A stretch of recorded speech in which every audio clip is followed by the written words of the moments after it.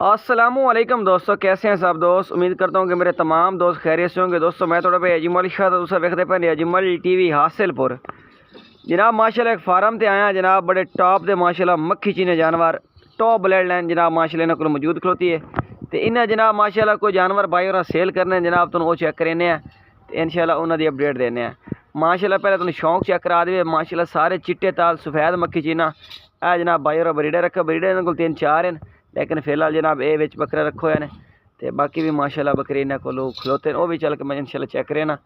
तो colour quality check करो माशाल्लाह, शौक दे जानवर रखे हुए जी।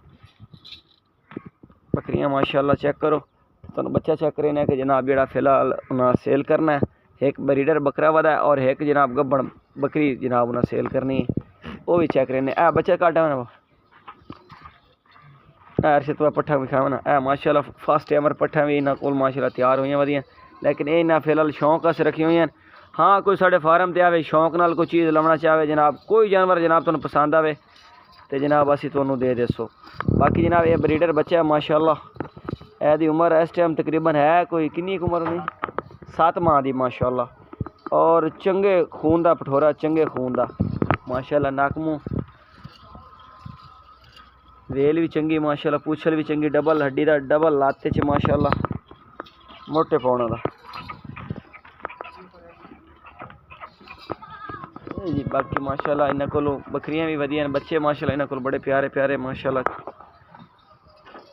ये बच्चे भी कोई चंगे शौक शौकीन भाई लवे, क्योंकि तुम्हें पता है जनाब शौक का तो एक आम जानवर का फर्क होता है। बाकी माशाल्लाह गब्बड़ बकरी खलोती है, ये भी जो भाई नू चाहिए हो जनाब ये भी तुम्हें मिल जासी। राबता नंबर जनाब 0308 61 71 529, ये कॉल करके जनाब तुसी इन्हां दी मुकम्मल अपडेट लै सकते हैं बकरा और बकरे पठोरे दी। बकरा जी माशाल्लाह, तो बकरी भी विखावन वो भी सूण वाली है, तकरीबन कितना टाइम लेंदी पई? 15-20 दिन लै जासी जनाब। बाकी शौक दे माशाल्लाह जानवर खलोते ने, किसी ने बच्चे चाहिए हो जनाब साढ़े नाल राबता करो। शौक वाले बच्चे जनाब नस्ली बच्चे